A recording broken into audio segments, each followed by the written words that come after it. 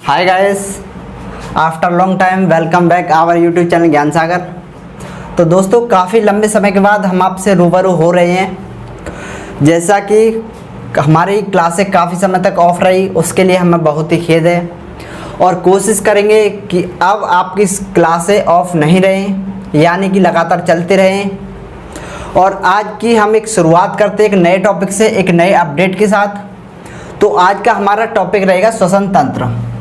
तो पहले हम आपको श्वसन क्या होता है ये बताएंगे, फिर उसके बाद श्वसन अंग बताएंगे, श्वसन दर क्या होती है, श्वसन में कौन कौन सी अभिक्रियाएं होती हैं, ये सभी आज की क्लास में हम आपको बताएंगे। तो चलिए ज़्यादा टाइम ना गवाते हुए हम क्लास को स्टार्ट करते हैं और आपको बताते हैं कि श्वसन क्या होता है।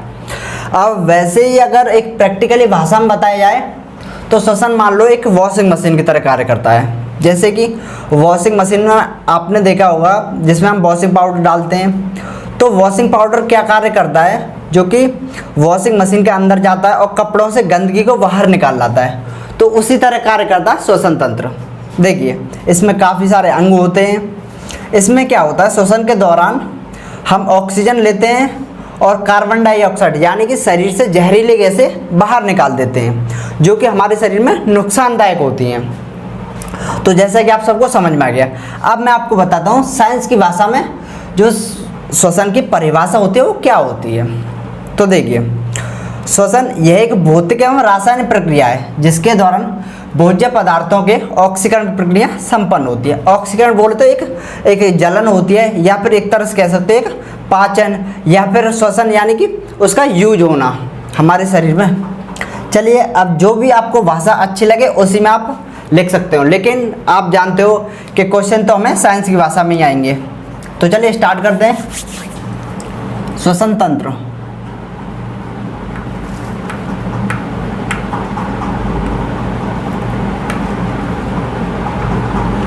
श्वसन तंत्र, अब मैं आपको इसकी परिभाषा बताता हूं।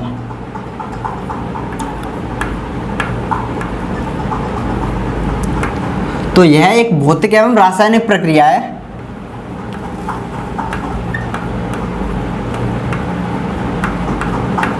भौतिक एवं रासायनिक प्रक्रिया है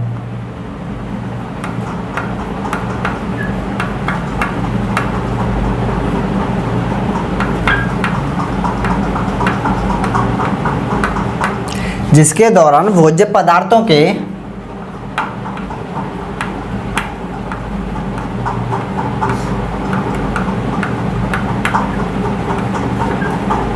भोज्य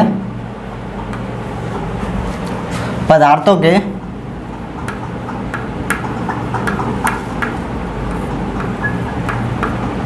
ऑक्सीकरण की प्रक्रिया संपन्न होती है।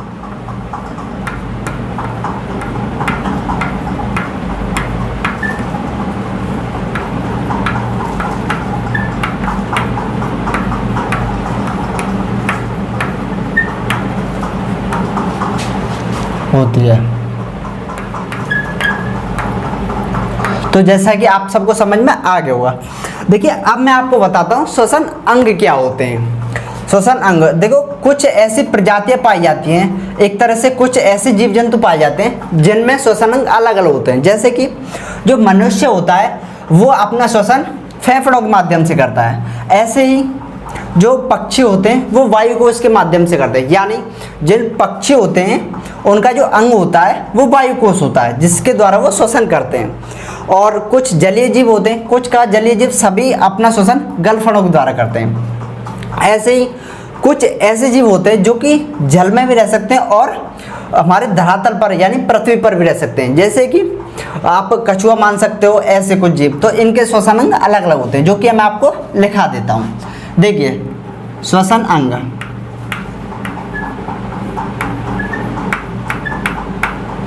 तो देखिए, पहले दिखाते हैं हम अपना मानव का। तो मानव क्या है, यह एक स्थलीय स्तनधारी है जो कि स्थल पर रहता है। स्तनधारी, जैसा कि मैंने लिखा है आपको। अब मैं आपको बताता हूं कि यह अपना श्वसन फेफड़ों के माध्यम से करता है।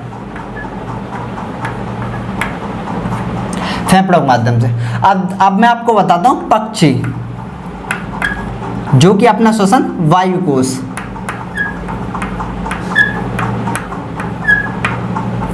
वायुकोश के माध्यम से करते हैं। अब जलीय जीव के बता देता हूं आपको।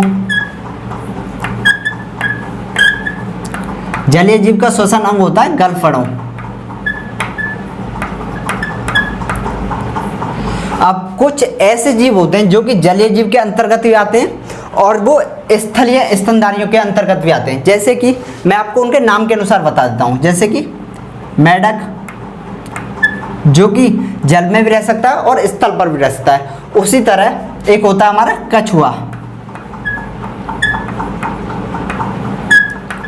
जैसा कि आप सबको पता होगा, अगर ये जल में रहते हैं तो अपना श्वसन गलफड़ों के माध्यम से करते हैं। अगर ये धरातल पर रहते हैं तो अपना श्वसन त्वचा के माध्यम से करते हैं। त्वचा के कहाँ पर करते हैं? धरातल पर, जैसा कि मैंने आपको लिखा दिया। अब मैं आपको बताता हूँ कि ये श्वसन प्रक्रिया होती है, ये कितने प्रकार की होती है और इसके अंतर्गत कौन कौन सी प्रक्रियाएं आती हैं। तो पहला तो ये है कि श्वसन दो प्रकार का होता है, एक होता है ऑक्सी श्वसन, दूसरा होता है अनॉक्सी श्वसन। तो मैं आपको उनके बारे में लिखा देता हूँ और उनसे जितने भी फैक्ट बनते हैं, जितने भी क्वेश्चन बनते हैं, मैं आपको समझाऊंगा भी और उनके बारे में बताऊंगा भी किस तरीके से क्वेश्चन आते हैं। श्वसन दो प्रकार का होता है,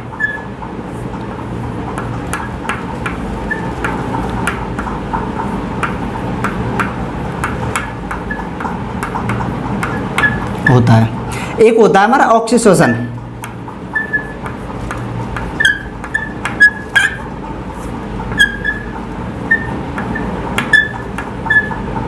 तो देखिए, और दूसरा होता है हमारा अनॉक्सी श्वसन। तो पहले मैं इन दोनों को आपको लिखा देता हूं, फिर इनके फैक्ट बताऊंगा आपको।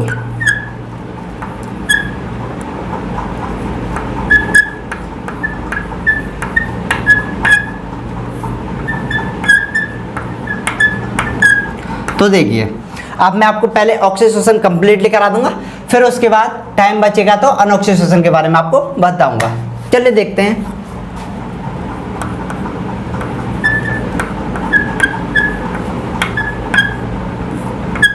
ऑक्सीजन, देखिए सबसे पहला क्वेश्चन इससे ये बनता है कि यह ऑक्सीजन की उपस्थिति में होता है। पहला फैक्ट इसका यही है, यह ऑक्सीजन O2 यानी कि ऑक्सीजन की उपस्थिति में होता है।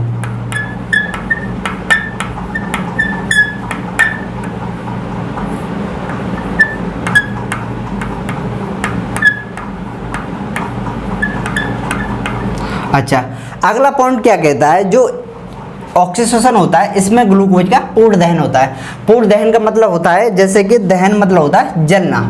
तो जो ग्लूकोज होती है, या तो एक तरह से कह सकते हो इसका पूरी तरह यूज में, इसका पूरी तरह उपयोग किया जाता है, या फिर एक तरह से कह सकते हो जो ग्लूकोज होती है इसका पूरा पाचन होता है। इसमें ग्लूकोज का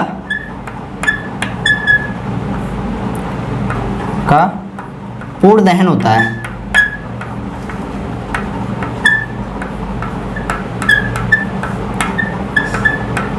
अच्छा, इसमें ग्लूकोज का पूर्ण दहन होता है, जैसा कि मैंने आपको बता दिया। अब इससे अगला फैक्ट क्या होता है, यह भारी मात्रा में ऊर्जा उत्पन्न करती है। क्या? ऑक्सीजन ऊर्जा भारी मात्रा में ऊर्जा उत्पन्न करती है।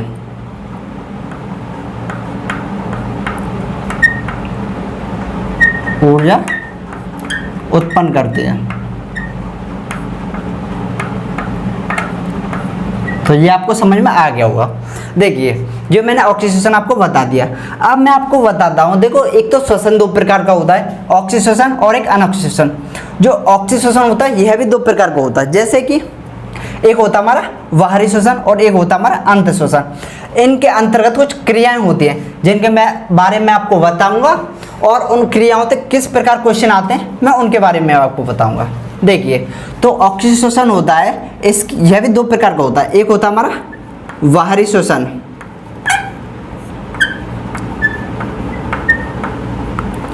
देखिए तो सबसे पहले मैं बताऊंगा आपको इसके अंतर्गत कौन कौन सी क्रियाएं होती हैं। एक होती है हमारी श्वासोच्छ्वास प्रक्रिया।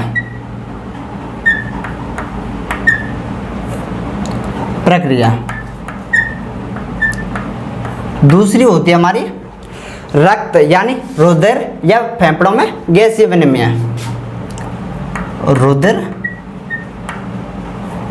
व फेफड़ों में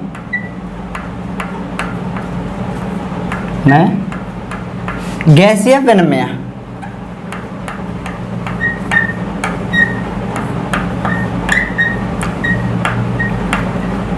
जैसा कि मैंने आपको लिखा दिया। अब देखिए, अब मैंने आपको इसके अंतर्गत होने वाली क्रियाएं तो बता दी हैं। अब आपको ये समझ नहीं आता हो कि बाहरी श्वसन होता क्या है, तो मैं आपको बताता हूं। यह ऑक्सीजन को ग्रहण कर कोशिकाओं तक पहुंचाना व कोशिकाओं से CO2 को बाहरी वातावरण में छोड़ना, ये होता है बाहरी श्वसन, जो कि मैं आपको लिखा देता हूं। यह ऑक्सीजन को ग्रहण कर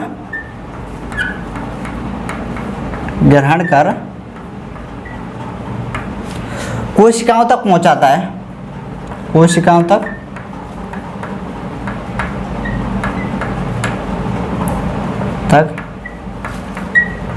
पहुंचाना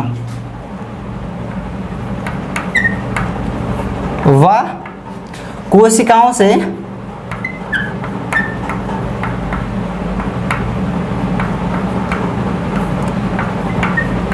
CO2 आप समझ रहे होंगे, कार्बन डाइऑक्साइड गैस।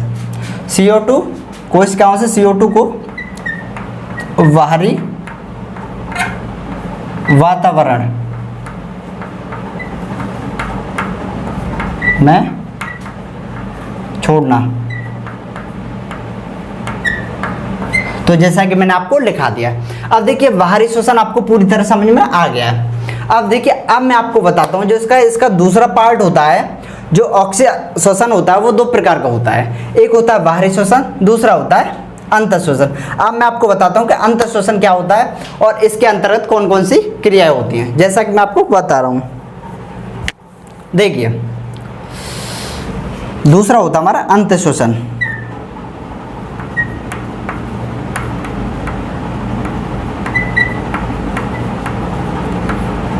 इसके अंतर्गत क्रियाएं होती है, एक हो रही है हमारी ग्लाइकोलाइसिस प्रक्रिया और दूसरी होती है जो कि आपने सुनी हुई है केप्स चक्र की प्रक्रिया, जो कि माइटोकॉन्ड्रिया में पूरी होती है। ग्लाइकोलाइसिस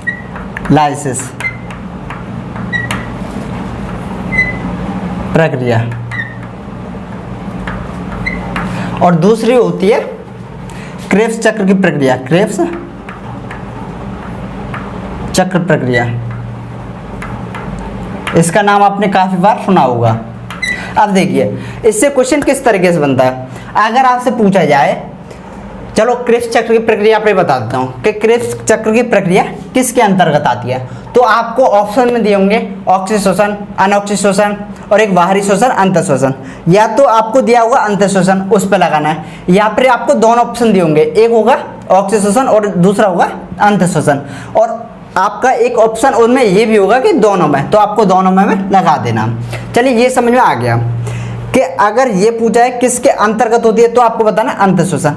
अगर आपसे पूछा है क्रेब्स चक्र की प्रक्रिया कहां पर पूरी होती है तो आपको बताना है माइटोकॉन्ड्रिया में, माइटोकॉन्ड्रिया में।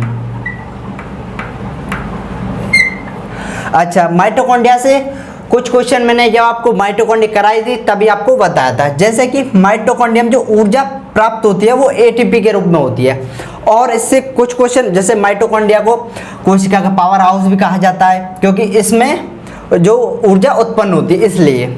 चलिए, मैंने आपको काफ़ी कुछ बताया था, क्योंकि ये कोशिका का एक कोशिकांग है। अच्छा, अब आपको मैंने ऑक्सीश्वसन बता दिया, अंतःश्वसन। अब मैं आपको श्वासोच्छ्वास प्रक्रिया समझा देता हूँ, क्योंकि श्वासोच्छ्वास प्रक्रिया से काफ़ी क्वेश्चन आते रहते हैं। देखिए, श्वासोच्छ्वास प्रक्रिया, देखिए यह क्या होती है। यह होती है एक निश्चित दर से जो बाहरी हवा होती है उसे फेफड़ों में भरना और निकालना। निश्चित दर का मतलब आप समझ रहे होंगे कि जिसे हम निश्चित मानेंगे, जिसे माप सकते हैं, वो बोलती है निश्चित दर। तो एक निश्चित दर से बाहरी हवा को फेफड़ों में भरना और निकालना।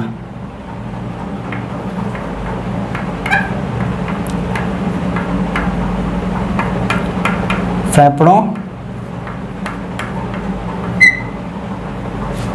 में भरना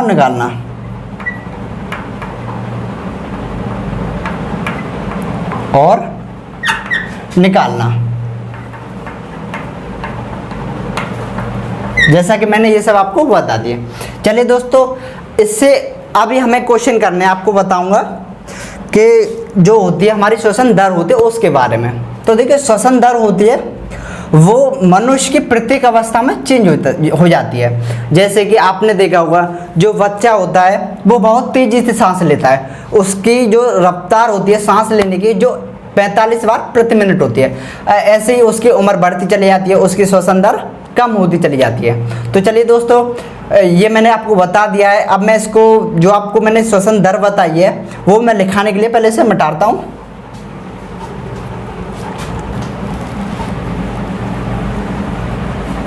चलिए दोस्तों, तो मैं आपको क्या बता रहा था, श्वसन दर। तो देखिए, मैंने बताया था आपको कि श्वसन दर मनुष्य की प्रत्येक अवस्था में यानी आयु के अंतर्गत चेंज होती रहती है। जैसे कि मैं आपको बता देता हूँ, मनुष्य की श्वसन दर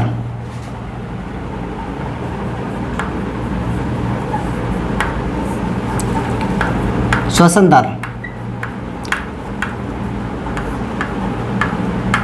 दर का मतलब तो आप समझ रहे होंगे, यानी कि जो श्वास लेने की जो एक दर होती है वो। तो देखिए, एक मैं नवजात शिशु की बताता हूँ आपको। जब एक बच्चा होता है वो बहुत ही छोटा होता है, उसकी बता रहा हूँ, यानी बिल्कुल ही नवजात होता है वो।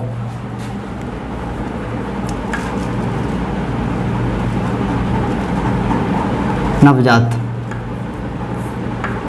शिशु की, तो देखिए, नवजात शिशु की होती है 45 बार प्रति मिनट, यानी वो 1 मिनट में 45 बार सांस लेता है। अब मैं आपको बताता हूँ शिशु की, यानी उसकी जो अवस्था होती है वो थोड़ी सी और बड़ी हो जाती है, तब उसकी जो श्वसन दर होती है वो क्या हो जाती है। तो शिशु की हो जाती है हमारी 25 बार प्रति मिनट। अब देखो, शिशु की बता दिए। अब मैं आपको बताता हूँ, जो मनुष्य वृद्धावस्था में आ जाता है, यानी कि अपने जो उसकी आयु अंतिम होती है उसमें, वृद्धावस्था में, तो वृद्धावस्था में उसकी हो जाती है 20 बार प्रति मिनट। अब मैं आपको बताता हूँ, जो सामान्य मनुष्य होता है, सामान्य मनुष्य जैसे कि हम हैं, तो हमारी जो श्वसन दर होती है वो होती है 13 से 15 बार। अच्छा, मैंने आपको ये 4 प्रकार की बता दी। मैं आपको एक प्रकार की और बताऊंगा, जो कि ज़्यादा तो नहीं लेकिन पूछ ली जाती है। जैसे कि नींद में, यानी सोते टाइम, नींद में जो मनुष्य की श्वसन दर होती है वो कितनी बार होती है, तो वो होती है हमारी 10 बार प्रति मिनट, यानी 1 मिनट में 10 बार होती है। चलिए, मैंने आपको श्वसन दर भी बता दिए, श्वसन अंग भी बता दिए, और श्वसन के साथ साथ कौन कौन सी प्रक्रिया होती है वो आपको बता दी। श्वसन 2 प्रकार का होता है, एक होता है ऑक्सी श्वसन, जो कि मैंने आपको कंप्लीटली करा दिया है। अब मैं आपको, ये कैसे निकल गया, चलिए कोई बात नहीं, निकल जाता है, ये तो थोड़ा ढीला लगा था। अच्छा चलो, मैंने आपको श्वसन दर बता दी, तो श्वसन भी बता दिया, जो कि ऑक्सी श्वसन मैंने आपको कंप्लीटली करा दिया। अब मैं आपको अनऑक्सी श्वसन, जो कि कल की क्लास में कराऊंगा, तो हमारा ये हो गया। अच्छा हाँ, एक क्वेश्चन मैं आपको और बता देता हूँ, जो कि मैंने आपको श्वासोच्छ्वास प्रक्रिया बताई थी।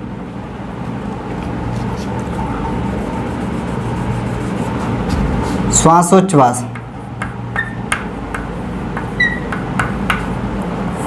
प्रक्रिया बताई थी ना, तो उसकी मैं कंडीशन बता देता हूँ आपको। देखो क्या होता है, मैंने आपको ये बताया था उसके बारे में कि एक निश्चित दर से ऑक्सीजन को बाहर निकालना और यानी कि फेफड़ों में भरना और निकालना। तो देखिए, श्वास लेना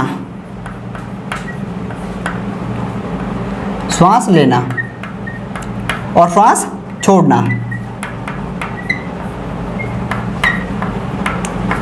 अब देखिए, जब हम श्वास लेते हैं तो क्या उसे क्या कहते हैं, उसे कहते हैं हम अंतः श्वास, और छोड़ते हैं उसे कहते हैं हम उच्छ्वास। जैसे हम श्वास छोड़ते हैं ना, उसे कहते हैं उच्छ्वास। आपको पता होगा जब हम श्वास लेते हैं तो क्या लेते हैं, ऑक्सीजन लेते हैं, ये तो पता है, लेकिन क्या आपको ये पता है कि ऑक्सीजन की कितनी मात्रा लेते हैं हम एक बार श्वास में, वो लेते हैं हम 250 ml। अब तो आपको पता पड़ गया होगा। चलिए, ये तो पता पड़ गया कि 250 ml लेते हैं, लेकिन ये पता है कि कितनी कार्बन डाइऑक्साइड गैस हम छोड़ते हैं श्वास के जरिए। तो क्या छोड़ते हैं, कार्बन डाइऑक्साइड गैस, लेकिन कितनी छोड़ते हैं, 2 से 30 ml। तो आज की क्लास को हम यहीं पे विराम देते हैं, जो कि मैंने आपको श्वसन दर पूरा तो नहीं लेकिन आधा कंप्लीट करा दिया। रही हमारी अनौक्षिक श्वसन की बात, तो मैं आपको वो कल की क्लास में कंप्लीट करा दूंगा। तो चलिए दोस्तों, अगर हमारी वीडियो अच्छी लगी हो तो लाइक कर दीजिए, वरना आपकी मर्जी। तो चलिए क्लास को समाप्त करते हैं आज। धन्यवाद।